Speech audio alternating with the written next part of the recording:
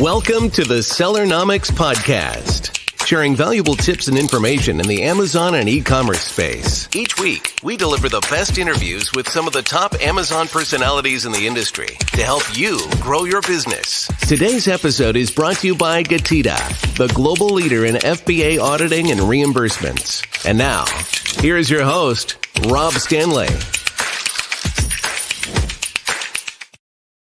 Hey everyone, welcome back to another episode of the Sellernomics podcast. Got a good one today, so let me give you a little background on who we have here. We have Will Haire. He's co-founder of Bellamix, and today we're going to be talking about how to leverage funnel advertising tactics to grow your Amazon business. Will, welcome to the show. I appreciate you coming on. I'm pumped to be here. Thanks for having me, Rob.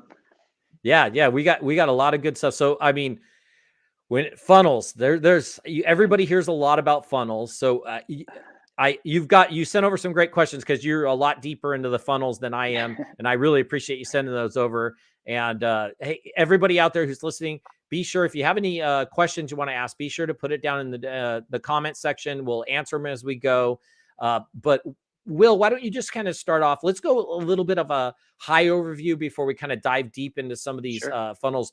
Like, just explain to everybody kind of real high level, what is kind of a funnel, and maybe we'll get in, I guess, deeper into the tactics, but maybe just explain how it works and how, the general information of a funnel, and then we'll dive deeper in. Beautiful. So the funnel, like real essentially, I'm sure anybody who's in marketing has worked with funnels. So it's, the top of the funnel is like the awareness stage. And as you work from the top of the funnel, which is generating awareness and letting customers know that they have a problem, and you making them aware of your solution and if they have the problem, but also working down from consideration, purchasing, and then of course retention.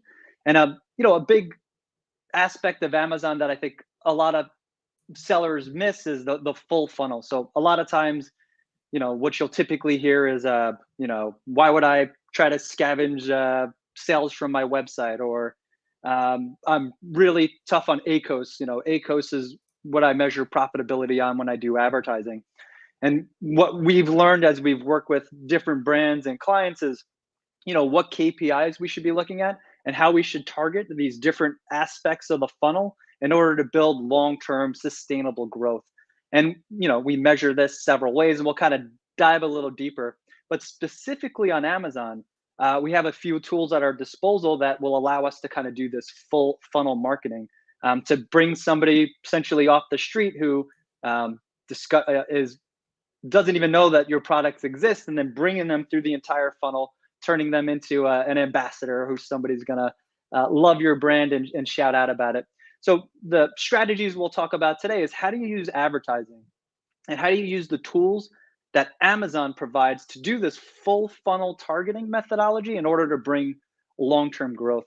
And what I'll also share is some data from Amazon, where we'll talk about what typically a brand sees growth-wise, who's investing not only programmatically through DSP, but also through pay-per-click and some of the other ad types we have available that's going to help move customers through your funnel and help grow your brand and achieve overall long-term success. I love it. Yeah, we're already getting comments coming in. My really good friend Danon from Managed by Stats, right on. I think funnels are becoming more and more important for Amazon sellers. I totally agree with you, Danon. Amen. And always good for him to jump in, and he's going to actually be on the show in a few months, so that's always cool. Let's get into some of the questions that that you actually helped me with, because like I said, I am one of those people that is not super deep into tunnels, other than for marketing side.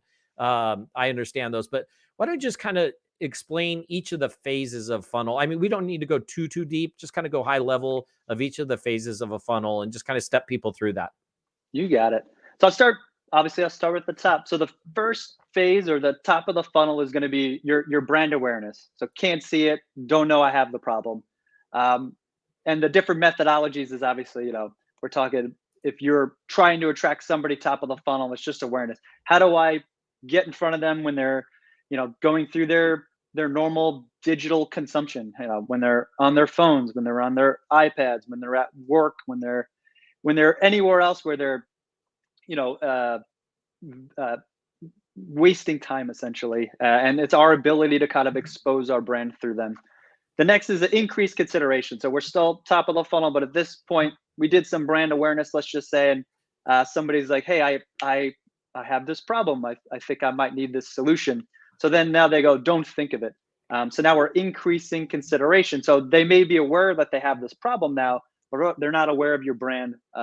They're just aware that a product, or they're researching that solution. So increased consideration is getting your products in front of this audience when they're actually considering purchasing a product. And there are indicators we can use, mainly through programmatic, that gives us intel on, when is a good time to show somebody some ads, and when is a good time to, work them down our funnel, essentially. The third phase of this funnel, we'll say own your aisle. So now this person is in your aisle, you are the solution, and now they're looking at competitor brands, complementary products, like what's going to work best for this. And for us, how are we going to get your product in front of these customers as they're getting deeper? By then, they should have been exposed at the top of the funnel. We should have touched base on that consideration. But now their digital behavior is indicating that they're working down the funnel and they're getting closer to a purchase. And this is also where, likely at this point, we're looking at sponsored brand ads, sponsored product ads, sponsored display. So we've taken them from off of Amazon, from just out in the general digital world, and now we're bringing them closer and closer to that point of purchase. After that, it's drive the purchase. So now they're at the bottom of the funnel. We're going to use our sponsored products available through PPC, and the goal is just finalize that decision. Let's get the purchase. And then the last phase of this, of course, is retail and brand readiness, but it's the retention. It's the long-term value, and that is retargeting through different ad types, but it's also your customer engagement, which is a new feature through the storefront, that if you have 1,000 followers, you can email these people out. That's something they're building out, as well as improving your storefront content, your A+ content, and being active in Amazon post. So you can see is from the top of the funnel, we're talking programmatic, display, just out in the digital web. Then we work our way onto Amazon, and now we're getting people in consideration and purchase. And then now we've acquired this customer, and the goal is just to kind of build that loyalty and make sure that we have front of mind, that they have a great experience with our brand, and at the end of the day, that they come back and they purchase more than once. Yeah, I love it. That's pretty in depth, which is great. No, so yeah, definitely. If anybody's listening, hit that likes and thumbs up. Be sure to ask any questions along the way. We do have, like I said, a great presentation here from Will Haire with Bellamix. Will, why don't we go into a little more? Where do sponsored product ads fit in versus like DSP? Beautiful, great question. And sponsored products are going to be your mid to bottom of the funnel. And conceptually at this point, they're either searching for your brand because they've been exposed to you through other advertising methods on and off of Amazon. We know generally that customers are omni-channel shoppers. They're going to purchase wherever they're most comfortable purchasing, and that's kind of the nature of the beast. So pay-per-click is still bottom of the funnel, driving sales.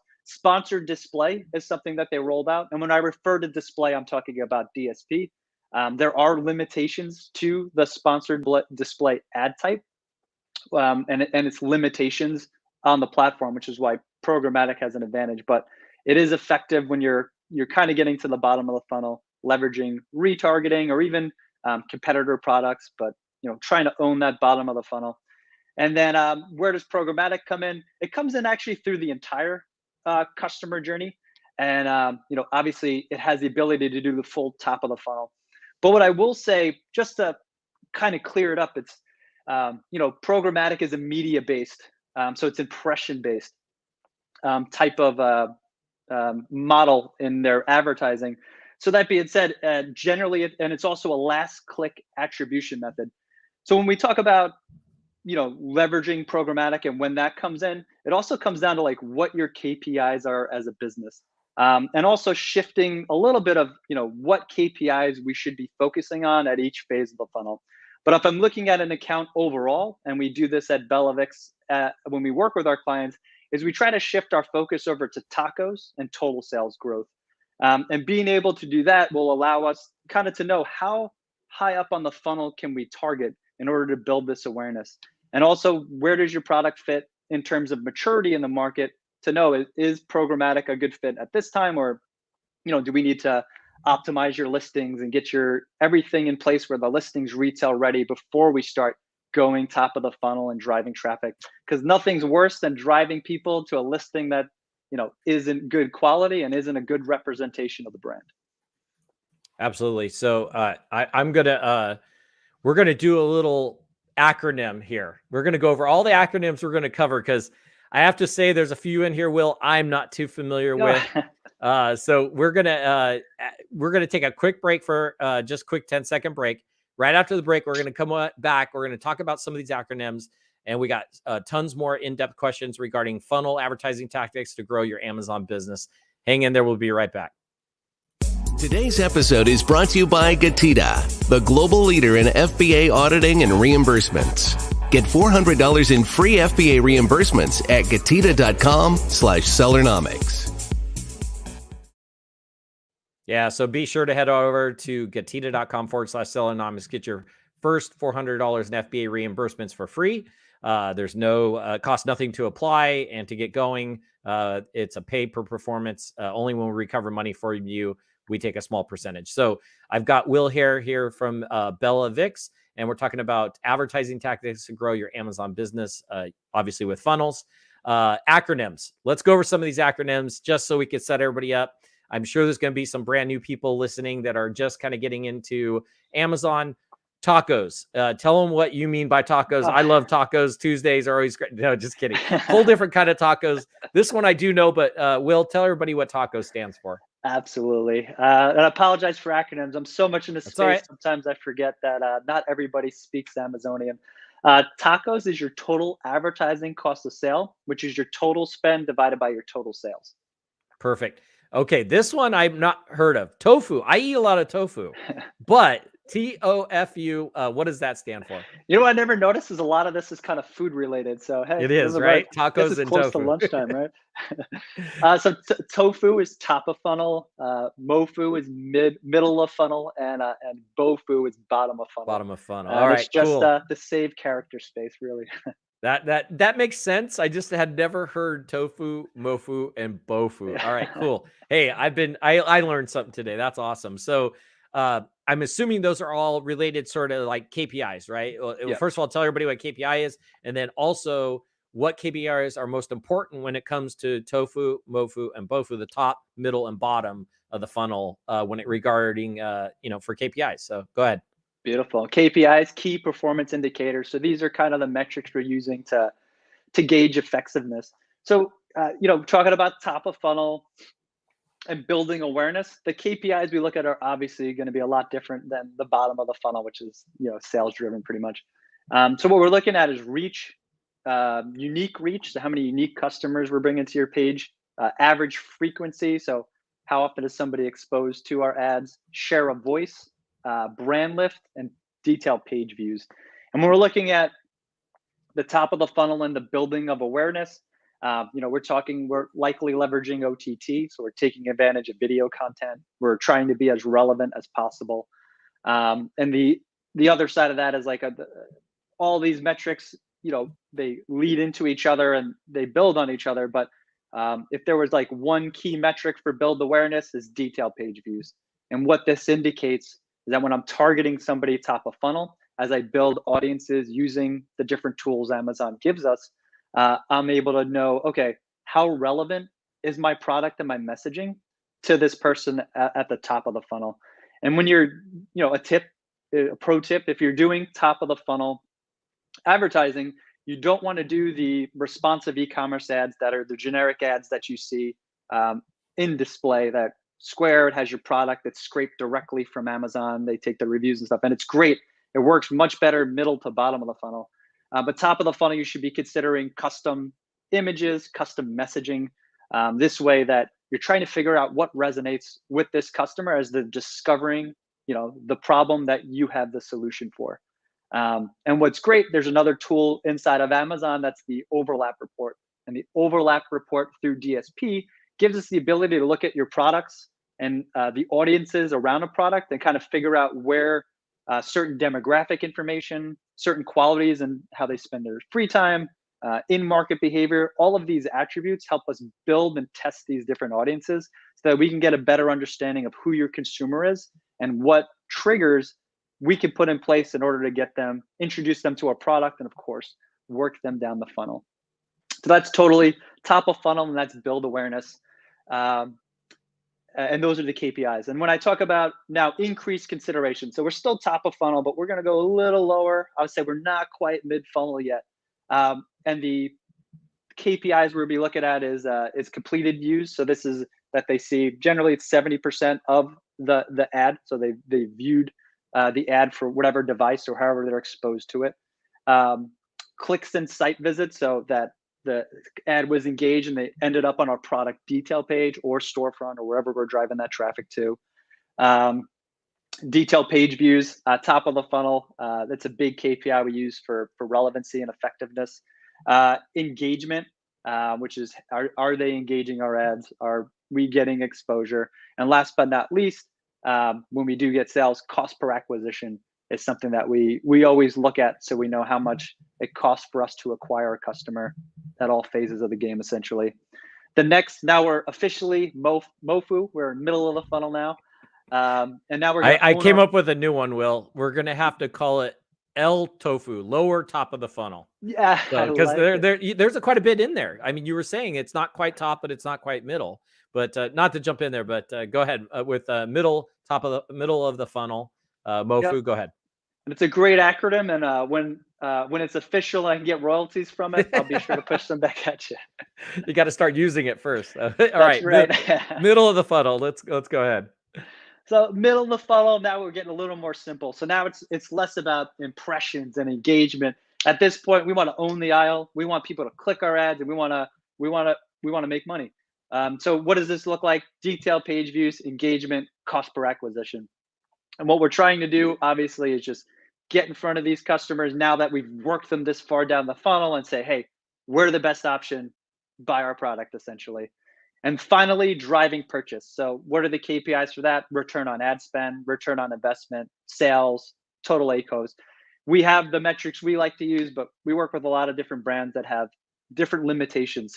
But these are the KPIs you would be looking at now that you're on the bottom of the funnel. And then last but not least, this is the encouraged loyalty. And so what we're looking at, obviously, is resales or lifetime value, essentially. And this is information you can get from your Amazon rep if you are actively participating in programmatic advertising. So any of your agency partners, or if you're working directly with Amazon, they'll be able to pull some of these reports so you can get an idea of, what's the lifetime value typically of a customer? How many purchases do we get within a given year? And what we're building the case is for lifetime value. What's the lifetime value on Amazon, and how does that compare to your website, your retail, your other channels where you're distributing products? And that is sales, subscribe and save, and increase in subscribe and save. So those are the main KPIs for each phase of our funnel. That's awesome. Let's dive into we're not going to take a break quite yet, but let's jump into which ad types are used for each of those funnel sections: top of funnel, middle, and bottom of the funnel. I got all these new acronyms I get to use now: TOFU, MOFU, and BOFU. What ad types are used in each of those, Will? You left that L Tofu, by the way. L Tofu, our new one. Yeah, so perfect. So top of the funnel, and I'm going to keep it simple, but we're talking OTT. We're talking your DSP. This is your display in your video. Sponsored display ads, retargeting previous brand purchases. You can upload email lists into DSP. We can create affinity audiences, lookalike audiences. We could build Amazon audiences based on your products. And then we're a big fan of this new feature, manage your customer engagement. So those of you who are investing in your brand and trying to build brand equity, getting people to follow your storefronts and getting to that 1,000 subscriber limit is going to unlock a lot of cool benefits that are going to allow you to build your bottom and upper funnel with that new feature. The middle of the funnel, it's a lot of the same. So it's going to be, because I said DSP is kind of part of every phase. It's just a different type of targeting. So we're taking advantage of DSP. We're still using display and video. We're just a little further in the funnel. We're going to be taking advantage of sponsored display, sponsored brand video, sponsored brand ads, content retargeting previous brand purchases, retargeting competitors, retargeting different brands, and retargeting different products. So you can see this upper consideration gives us a lot of, or that middle of the funnel gives us a lot of ability on how we actually target. And as we get closer to the bottom of the funnel, it's of course this display, because we can do the remarketing. We can look at anybody who looked at your product in 7, 30, 90 days and didn't make a purchase, or looked at a competitor product and didn't make a purchase. So you can see that middle of the funnel, there's lots of movement and lots of ways for us to capture the traffic. Efficiency is obviously our main goal, and making sure we're profitable in all our efforts is key. And then the bottom of the funnel, this is going to be, your sponsored product ads, your display, but your keyword oriented bottom of the funnel sponsored ads that are relevant, that are product oriented, or that are brand oriented. And that's kind of each of the different ad types as we work our way down the funnel. Excellent. That's great. So one of the things we are going to take a quick break, but when we come back, we're going to talk to Will about how does advertising influence your Amazon SEO or SEO ranking on your Amazon products right after this quick break. Did you know that Amazon probably owes you money for FBA reimbursements? Get $400 in free FBA reimbursements at GETIDA.com/Sellernomics. Yeah, so once again, I have Will Haire, co-founder of Bellamix, on, and we're talking about leveraging funnel advertising tactics to grow your Amazon business. Right before the break, I was asking Will, or we had a question for Will, and that was, how does advertising influence Amazon SEO? And Will, I mean, a lot of people should be interested in this because, I mean, that's a big thing, right? I mean, Amazon SEO is, a lot of people are always trying to make sure that they have, proper titles, proper, descriptions and keywords. So how does some of this advertising we're talking about, or these funnel and type of advertising, influence their Amazon SEO? Absolutely. And that's the mecca, right? Who doesn't want to, where's the best place to bury a body? The second page of search results. So, everybody wants to be on the first page, and depending on the category, there's 35 to 60 spots generally, depending. So when we look at SEO and how advertising affects it, obviously targeting the full funnel is going to be where it's at. But what drives organic ranking is sales around specific keywords. So a little bit of a strategy we would implement is, obviously depending on the product maturity, is going after kind of a long-term, we call it the product pyramid ranking scheme, is kind of the PPRS. We're full of acronyms today. This is obviously an Amazon podcast. But we kind of, I'm sure it exists in other ways, but this is something we do at Bellamix. And to summarize it real quick, we use advertising to boost your ranking around specific keywords. So what we do is we have our keyword process, and we figure out what root keywords does it make most sense to kind of rank for, and how do we achieve that? And then what we do is we look at the longer tail keywords, and we start building our listings and our advertising strategy around that root keyword, but by targeting the longer term. And as we... Oh, it looks like we had a little issue, Will, with your microphone. That's okay. We're going to give Will just a quick second here. I think... go ahead and hit a test if you're back on there, Will. Test. Yep, there he is. Okay, go ahead. Sorry, keep going. Right. I guess I got the old model of the AirPods. I'll have to update these. Perfect. So the strategy with regards to the PPRS is going after long-tailed keywords with the goal of building up that root keyword. And the deception with retail readiness, like if you ask Amazon what's retail readiness, they're gonna be like 15 reviews with at least 4 stars rating. And that's great if you are like a niche product that doesn't exist yet. But for everybody else who's selling in a competitive market, 15 reviews isn't really going to make your listing retail ready. So that's why the strategy, when we think about how advertising affects SEO, going after those long-term key, knowing what you're willing to invest. Are we losing me again? We did a little bit, but you're back on. Go ahead. All right. Investing in those long-tailed keywords with the goal of understanding what is our flexibility on pricing? What are we willing to pay to own the root keyword, and knowing what that total value is? And then as we drive sales and are able to work our way up that pyramid, the listings are getting more reviews because we're following our post-purchase email sequence or requesting review process.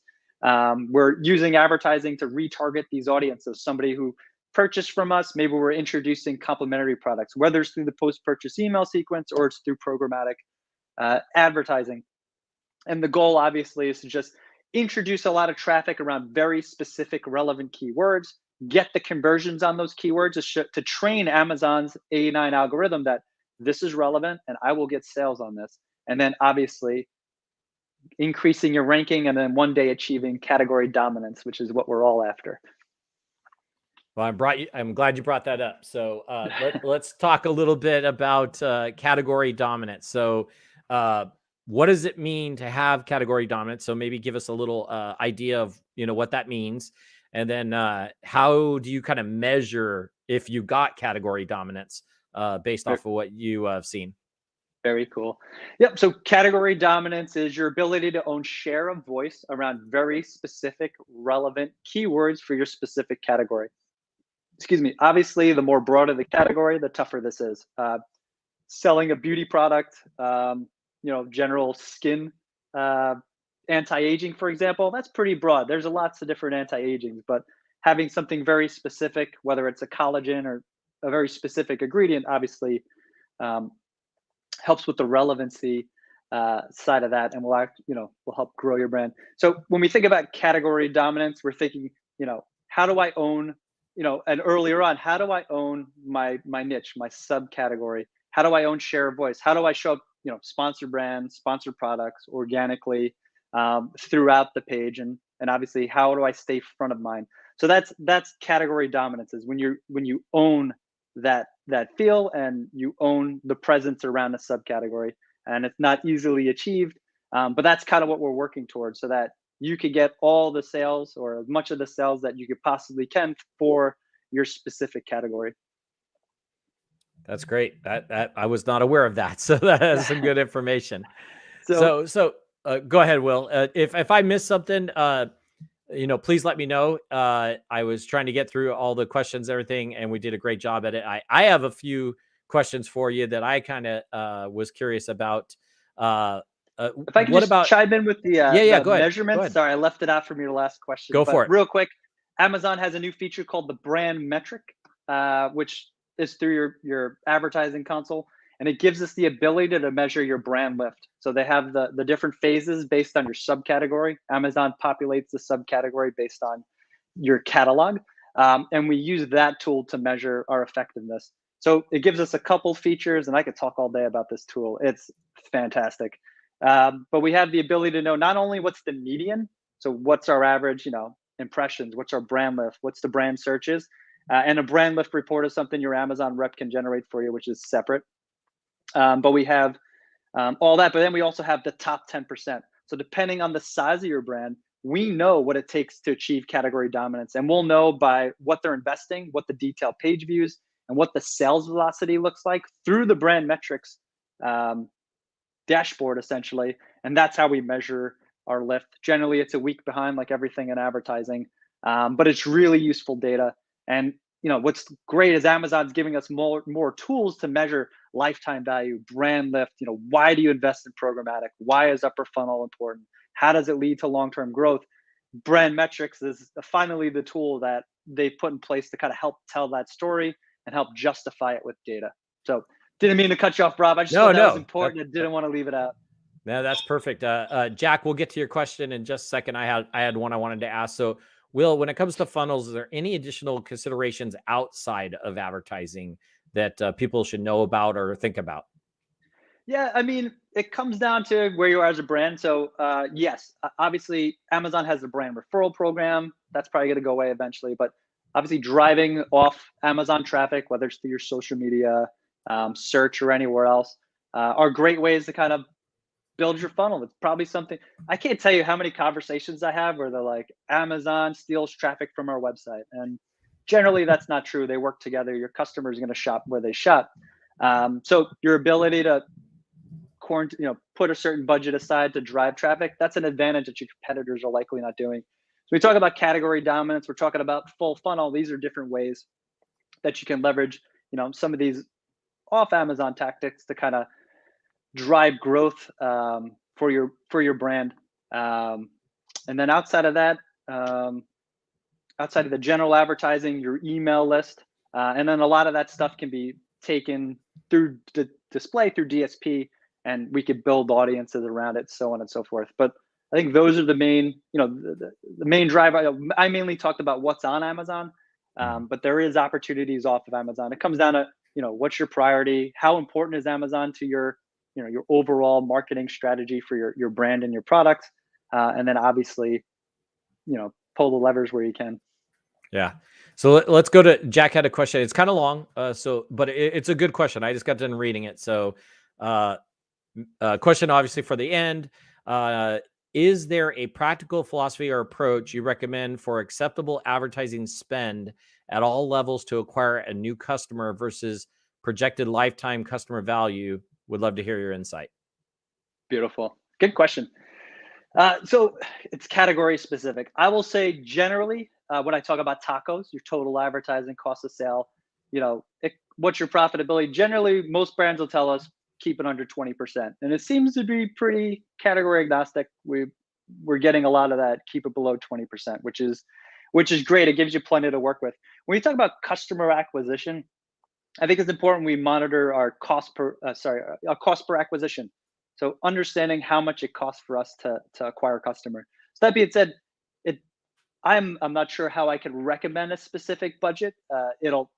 It's split however you collect the baseline data in order to know what an acceptable tolerance is. So, when we work with the brand, if the brand is limited by budget, then we're limited by budget. But we look at efficiency as kind of our key KPI. So provided that logistics and products are not an issue, if I could sell, $10 million worth of products, which would be great. At a 20% ACOS, it's going to be the same, or tacos, it's going to be the same if I'm able to do 10K. Obviously, it's never that linear. So just to kind of summarize it, because I rambled on a little bit, but cost per acquisition is the key KPI for top of the funnel. So I would say if you're considering a full funnel approach and you're wondering how much should I invest in a new customer, first thing is figure out what's your customer lifetime value and how many repurchases or repeat purchases can you expect, because then you could eat a higher cost if you're going to get 4 purchases at the end of the year. But knowing your cost per acquisition is important, and then based on that, you'll know how much funds I could put aside in order to do that type of targeting. And then the rest of it is that tacos. So understanding what's the efficiency that I could tolerate as a business, and then based on that, know how high up and down the funnel you can do. And I'll be honest with you, besides some really big brands that we've been fortunate to work with on Amazon, most of our brands are middle of the funnel to bottom of the funnel, just because they just don't have that gap in terms of profitability that they have to spend. So as you grow your brand, you'll work into those bigger, and we'll be able to grow to the higher points of the funnel. So hopefully that answers your question. Yeah, and let me see. It looks like more comments are coming in. So Jack said, thank you so much, that he really appreciates it.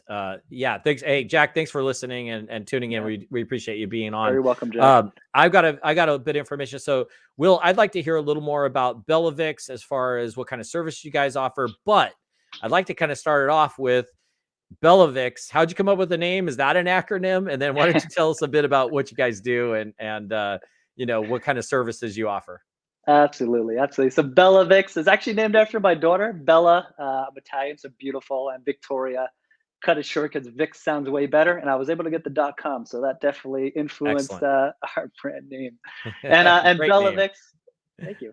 Bellamix, we grow brands on Amazon, so we're a boutique marketplace service. We primarily operate on Amazon and Walmart, and our goal is we're a full channel management company, so we'll handle everything from the day-to-day operations, the management of the account and the cases, as well as the marketing and advertising strategies in order to achieve long-term growth with our partners. So that's a bit about us and what we do. Yeah. Will, why don't you go ahead and tell everybody how they get a hold of you? I'll put it up on the screen. And then after that, if you're allowed to, I'd like you to name a couple of these. I got your bio. So a couple of these companies you worked with, I'm impressed. So first of all, give your contact info and then tell everybody kind of who you've worked with. Definitely. So Will at Bellamix. I am always on LinkedIn, so you can find Will Haire. check out the website, bellamix.com. And you could also email me, hello@bellamix.com. And we've been really fortunate with some of the brands. So some of the brands in our portfolio include Instant Pot, Corel, Corningware, Outward Hound, Derma E, Think Brands are some of the more popular brands I think most people would know. And we've been really, really blessed to be able to work with some of these companies and some of their challenges on marketplaces. Yeah. So once again, if for those who are listening, it's Bellavix, BELLAVIX.com, Bellavix.com, or hello@bellavix.com is the email to reach out to Will. And wow, Instapot, that's huge. I mean, that thing blew up. I mean, I remember crock pots and all that stuff, and then here comes Instapot, and that thing just went nuts. And I have to say, I mean, probably with the pandemic, it even went crazier because everybody's at home, everybody's kind of cooking at home. So yeah, that's crazy. Seriously. That's and if you don't have an Instapot, I highly recommend getting one because they are awesome. Absolutely. That's a great brand, I assume, to work with. I know it's a great brand as far as having one. But yeah, that's super amazing. So yeah, thanks everybody for tuning in today. Again, Will Haire, co-founder of Bellavix, bellavix.com. You can reach out to him. And thanks for covering a bunch of incredibly in-depth information on leveraging funnel advertising tactics to grow your Amazon business. We are going to have Will back on in a couple months. We're going to get Will back on and have him do kind of a presentation. So those who maybe had a little trouble keeping up with a lot of the audio part of a lot of these these different terms and things that we were using, acronyms and stuff, we will have Will back on to do a nice presentation and show everything. So maybe it'll be a better way to connect on some of this information. He has a great presentation. I wasn't aware he had one ready, so we're going to bring him back. So Will, absolutely a pleasure having you on. Thanks so much for sharing some very in-depth information, on the funnels and how people can use these for Amazon business. Thank you. And Rob, thanks for having me. Love your podcast and thrilled to be a guest. And I hope everybody got a lot of value. Thanks everybody for listening. All right. Thanks everyone. We'll see you next week. Thanks for joining us this week on the Sellernomics podcast. Special thanks to our sponsor, GETIDA. Did you know that Amazon probably owes you money for FBA reimbursements? Get $400 in free FBA reimbursements at GETIDA.com/Sellernomics. Be sure to join us again next week for more great tips on how to grow your business. And thanks again for listening.